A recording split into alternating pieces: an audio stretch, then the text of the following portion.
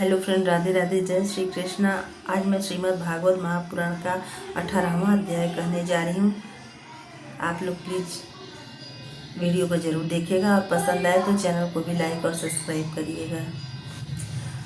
अथाष्टादशो अध्याय। राजा परीक्षित को भृंगी ऋषि का शाप।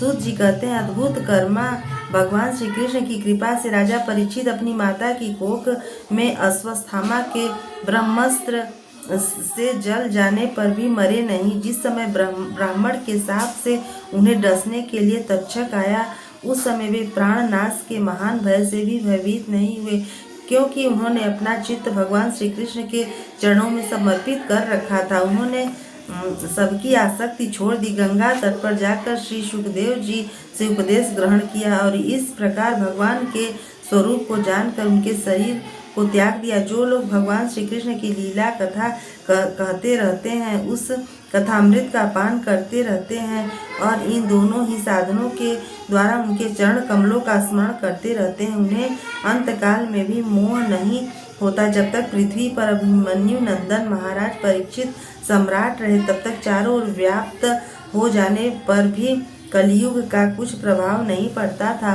वैसे तो जिस दिन जिस क्षण श्री कृष्ण ने पृथ्वी का परित्याग किया, उसी समय पृथ्वी में अधर्म का मूल कारण कलयुग आ गया था।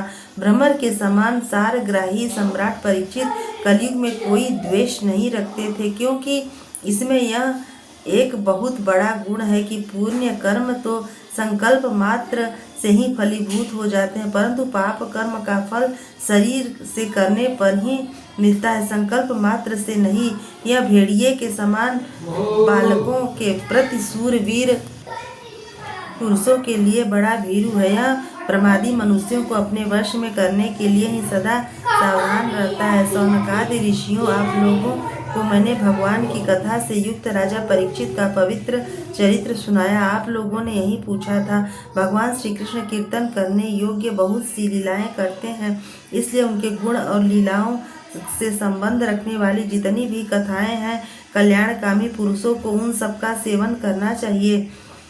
ऋषियों ने कहा, सौम्य स्वभाव सूत जी, आप युग युग जिए, क्योंकि मृत्यु के प्रवाह में पड़े हुए हम लोगों को आप भगवान श्री कृष्ण की अमृतमयी उज्ज्वल कीर्ति का श्रवण कराते हैं। यज्ञ करते करते उसके धुएं से हम लोगों का शरीर धूमिल हो गया है, फिर भी इस कर्म का कोई विश्वास नहीं है। इधर आप तो वर्तमान में ही भगवान श्री कृष्ण चंद्र के चरण कमलों का मादक और मधुर मधु पिलाकर हमें तृप्त कर रहे हैं। भगवान प्रेमी भक्त जनों के लव मात्र के सत्संग से स्वर्ग एवं मोक्ष की भी तुलना नहीं की जा सकती। फिर मनुष्यों के तुच्छ भोगों की तो बात ही क्या है। ऐसा कौन रसमर्मज्ञ होगा जो महापुरुषों के एकमात्र जीवन सर्वत्र श्री कृष्ण की लीला कथाओं तृप्त हो जाए। समस्त प्राकृत गुणों से अतीत भगवान के अचिंत्य अनंत कल्याणमय गणों का पार तो ब्रह्मा शंकर आदि बड़े बड़े योगेश्वर भी नहीं पा सकते। विद्वान, आप भगवान को ही अपने जीवन का ध्रुवतारा मानते हैं, इसलिए आप सत्पुरुषों के एकमात्र आश्रय भगवान के उदार और विशुद्ध चरित्रों को हम श्रद्धालु श्रोताओं के लिए विस्तार से वर्णन कीजिए। भगवान के परम प्रेमी महाबुद्धि परीक्षित ने श्री सुखदेव जी के उपदेश किए हुए जिस ज्ञान से मोक्ष स्वरूप भगवान के चरण कमलों को प्राप्त किया, आप कृपा करके उसी को परीक्षित के परम पवित्र उपाख्यान का वर्णन कीजिए, क्योंकि उसमें कोई बात छिपा कर नहीं कही गई होगी और भगवत प्रेम की अद्भुत योग निष्ठा का निरूपण किया गया होगा। उसमें पद पद पर भगवान श्री कृष्ण की लीलाओं का वर्णन हुआ होगा। भगवान के प्यारे भक्तों को वैसा प्रसंग सुनने में बड़ा रस मिलता है। सूत जी कहते हैं, अहो विलोम जाति में उत्पन्न होने पर भी महात्माओं की सेवा करने के कारण आज हमारा जन्म सफल हो गया, क्योंकि महापुरुषों के साथ बातचीत करने मात्र से ही नीच कुल में उत्पन्न होने की मनोव्यथा शीघ्र ही मिट जाती है। फिर उन लोगों की तो बात ही क्या है जो सत्पुरुषों के एकमात्र आश्रय भगवान का नाम लेते हैं। भगवान की शक्ति अनंत है, वे स्वयं अनंत है। वास्तव में उनके गुणों की अनंतता के कारण ही उन्हें अनंत कहा गया है। भगवान के गुणों की समता भी जब कोई नहीं कर सकता, तब उनसे बढ़कर तो कोई हो कैसे सकता है। उनके गुणों का यह विशेषता समझाने के लिए इतना कह देना कि ही पर्याप्त है कि लक्ष्मी जी अपने को प्राप्त करने की इच्छा से प्रार्थना करने वाले ब्रह्मादि देवताओं को छोड़कर भगवान के न चाहने पर भी उनके चरण कमलों की रज का ही सेवन करती हैं। ब्रह्मा जी ने भगवान के चरणों का प्रक्षालन करने के लिए जो जल समर्पित किया था, वहीं उनके चरण नखों से निकलकर गंगा जी के रूप में प्रवाहित हुआ। यह जल महादेव जी सहित सारे जगत को पवित्र करता है। ऐसी अवस्था में त्रिभुवन में श्री कृष्ण के अतिरिक्त भगवान शब्द का दूसरा और क्या अर्थ हो सकता है।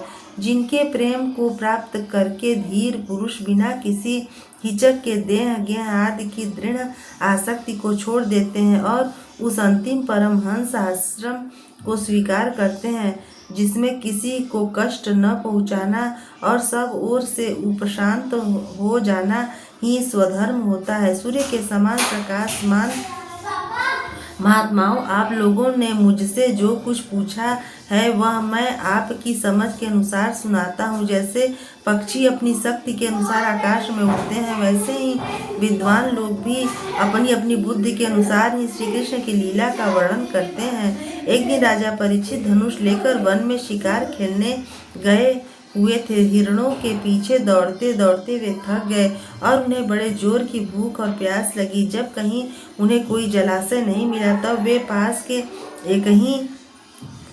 के ही एक ऋषि के आश्रम में घुस गए। उन्होंने देखा कि वहां आंखें बंद करके शांत भाव से एक मुनि आसन पर बैठे हुए हैं।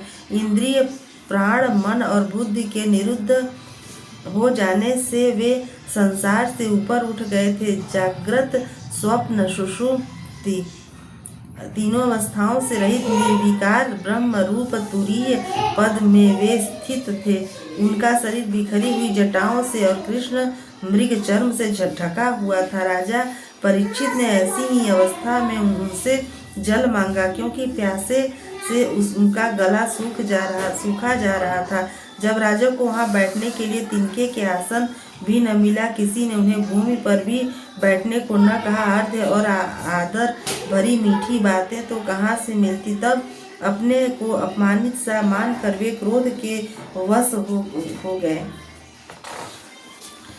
इस नासमझ बालक ने हमारे निष्पाप सेवन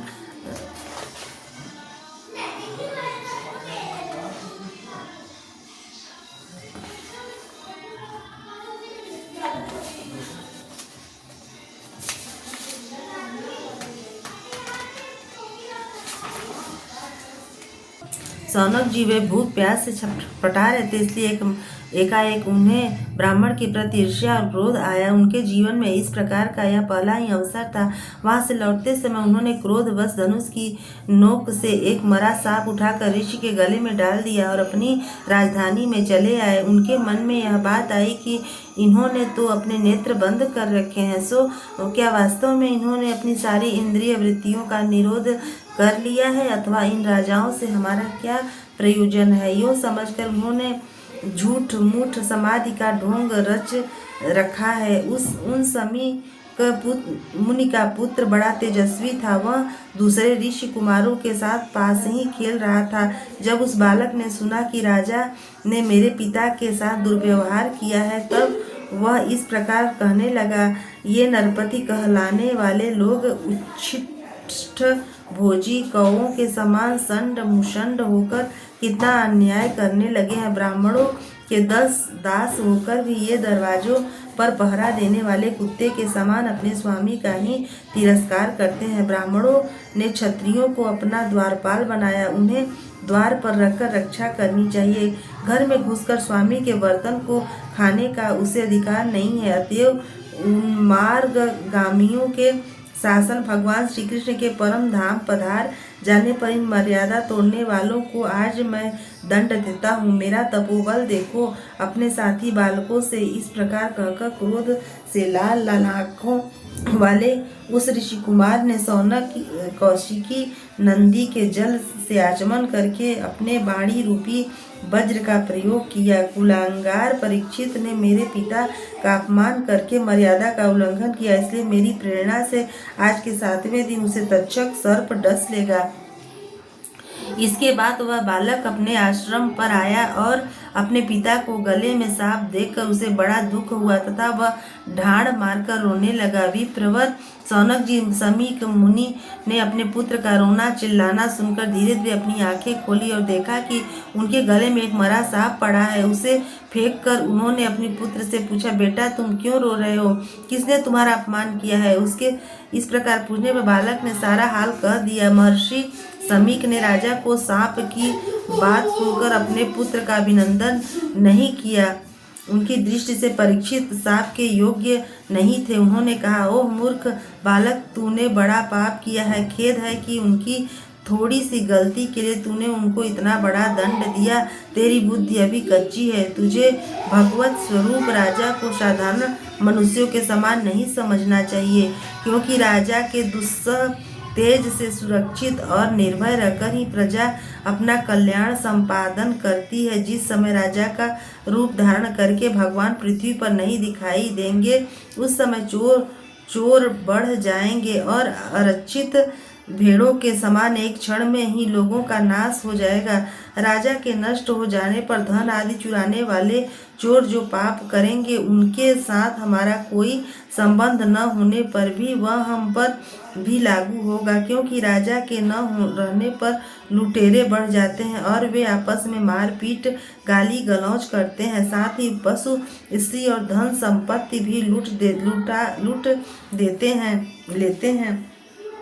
उस समय मनुष्यों का वर्णाश्रमाचार युक्त वैदिक आर्य धर्म लुप्त हो गया जाता है। अर्थ, लोभ और काम वासना के विवश होकर लोग कुत्तों और बंदरों के समान वर्ण संकर हो जाते हैं। सम्राट परीक्षित तो बड़े ही यशस्वी और धर्म धुरंधर हैं। उन्होंने बहुत से अश्वमेध यज्ञ किए हैं और वे भगवान के परम प्यारे भक्त हैं। वे ही राजर्षि भूख प्यास से व्याकुल होकर हमारे आश्रम पर आए थे। वे सांप के योग्य कदापि नहीं हैं। इस नासमझ बालक ने हमारे निष्पाप सेवक राजा का अपराध किया है। सर्वात्मा भगवान कृपा करके इसे क्षमा करें। भगवान के भक्तों में भी बदला लेने की शक्ति होती है, परंतु वे दूसरों के द्वारा किए हुए अपमान, धोखेबाजी, गाली गलौज, आक्षेप और मारपीट का कोई बदला नहीं लेते। महामुनि शमी को पुत्र के अपराध पर बड़ा पश्चाताप हुआ। राजा परीक्षित ने जो उनका अपमान किया था उस पर तो उन्होंने ध्यान ही नहीं दिया। महात्माओं का स्वभाव ही ऐसा होता है कि जगत में जब दूसरे लोग उन्हें सुख दुखादि द्वंद्वों में डाल देते हैं, तब भी वे प्रायः हर्षित या व्यथित नहीं होते, क्योंकि आत्मा का स्वरूप तो गुणों के सर्वथा परे है। श्रीमद्भागवते महापुराणे पारमहंस्यां संहितायां प्रथम स्कंधे विप्रशापोपलम्भनं नामाष्टादशो अध्यायः। श्री कृष्ण गोविंद हरे मुरारे, हे नाथ नारायण वासुदेव। श्री कृष्ण गोविंद हरे